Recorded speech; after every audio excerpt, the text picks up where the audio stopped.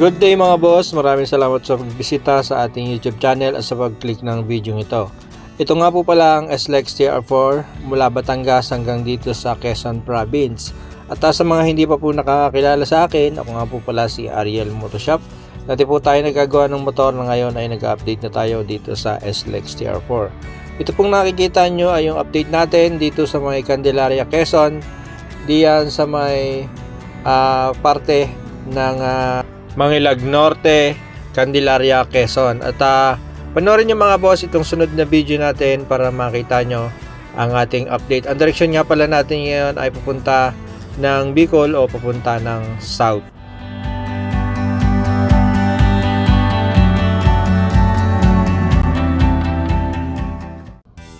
Mga boss, para lang malinaw sa inyo, ang ina-update natin ay itong SLEX TR4 na malapit na dito sa may Mount Banahaw.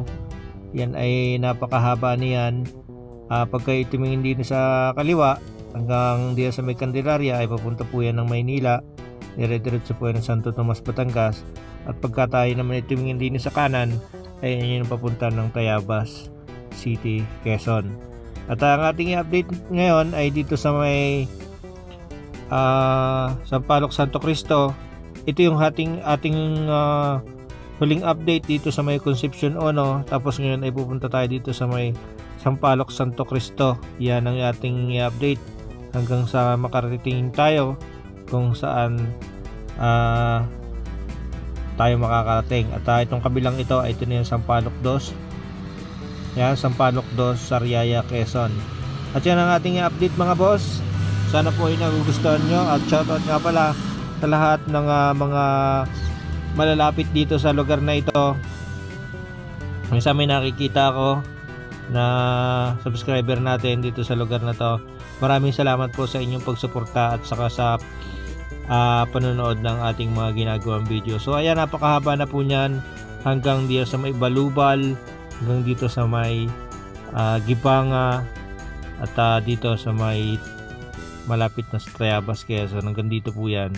Yan. So sana magustuhan nyo mga boss. Umpisahan na po natin. Okay mga boss, yung huling pinanggalingan natin ay diyan. Yan, papunta na yan ng Maynila, diyan sa may Concepcion Ono. At ngayon naman ay nandito tayo. Boundary ito yung itong kinalalagyan natin, boundary ito ng Concepcion Ono at saka ng Sampaloc, Santo Cristo. At ang update ay ganito.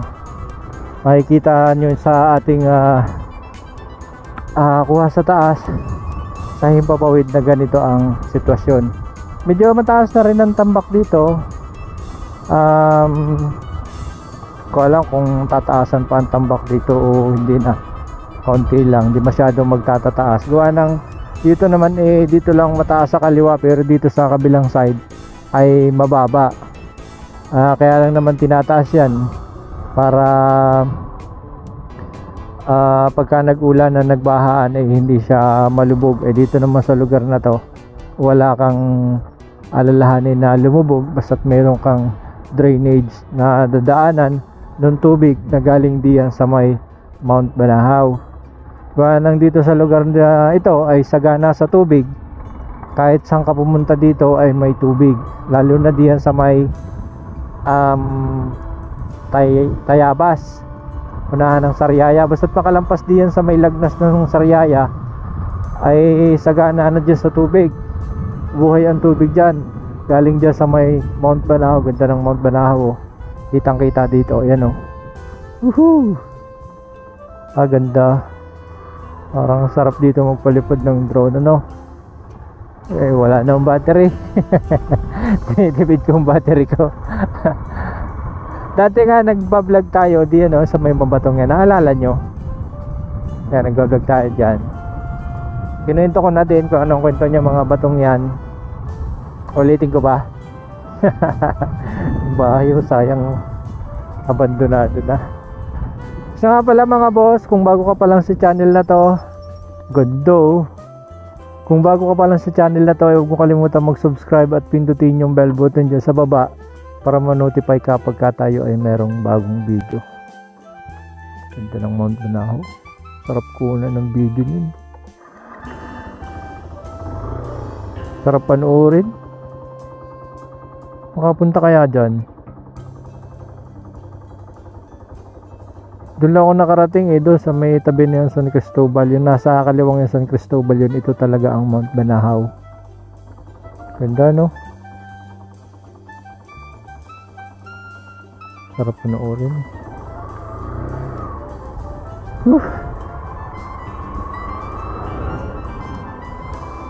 So ang sitwasyon, bago tayo malibang diyan sa Mount Banahaw, ay ganito, puro tambak.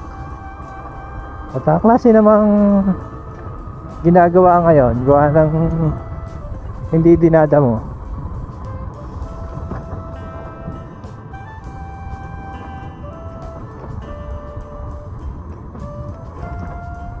Dito ako nung tumigil nakakilala tayo dito ng subscriber. Nakakalimutan ko na lang. Si Boss Sharon. Boss Sharon, shout out sa'yo. Baka nandito ka, dumaan ako. Baka nandito si Boss Sharon. Dito sa lugar na to, may tambak na Pagka ganito ang tambak, malapit na tong malapit na tong buhusan ng semento. Lagi ako napapatingin sa Mount Banahaw pagka ganito ang tambak, malapit na yung buhusan ng semento.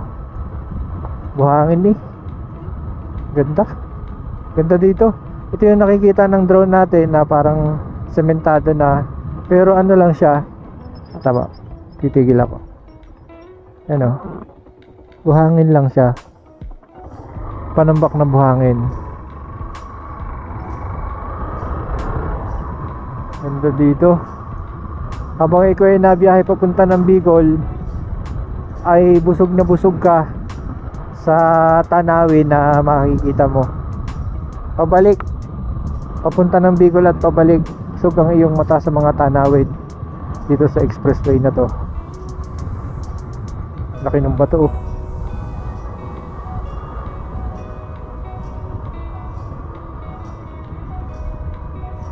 diretso lang tayo.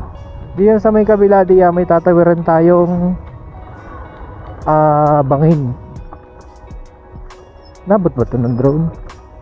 May nasa 1 kilometro yung palipad natin ng drone Alam kung inaabot to. Banda rito may bangin. Yun yung bangin na tayo ay laging ayan atong bangin na to.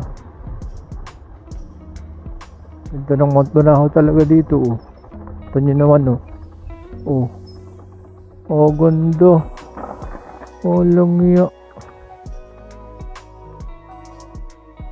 Ay, nakakalimutan kong mag-gas.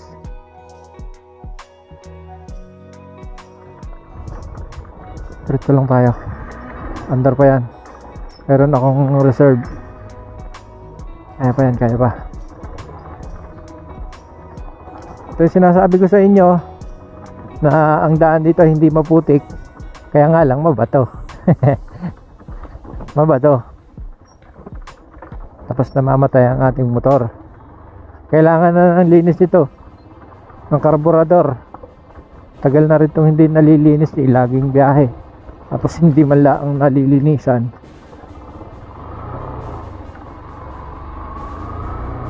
Diretso tayo, ahon tayo dito. Ay, dito ako nagsisimplang nun dito ako nung sumimplang. Sana na may wag ako sumimplang. Ayoko nang masaktan. Natalon-talon. Dito ako nung sumimplang. May nakakita sa akin. Tapos kunwari hindi ako nakita. Bumangon agad ako. Sabi ka naman, hindi ako nakita nun. Pero nakatingin sa akin, kita ko.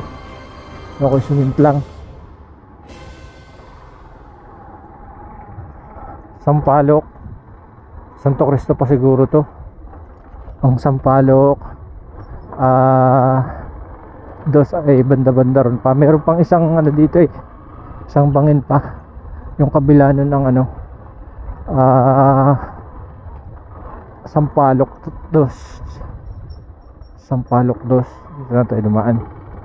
Ito ay Sampaloc Santo Cristo pa.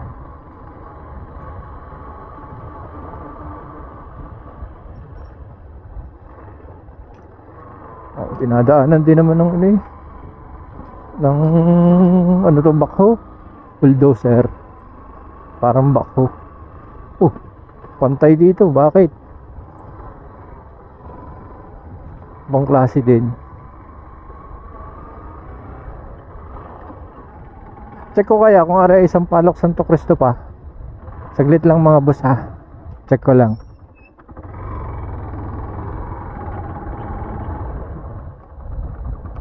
Andito na pala tayo sa may Sampaloc 2. Ay dito ko na-endingan ng video ito para hindi maging chapsoy ang ating vlog.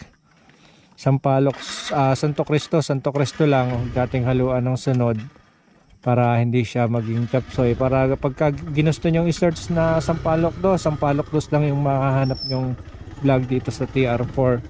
At ang sitwasyon naman, yung palang pagtawid natin doon sa bangin, sa may banda ron ay Sampaloc, ano na pala yun, Sampaloc 2 na pala itong kinalalagyan natin. Itong direksyon na to ay papunta ng Bicol at ito naman yung Pamaynila, dyan tayo nang galing.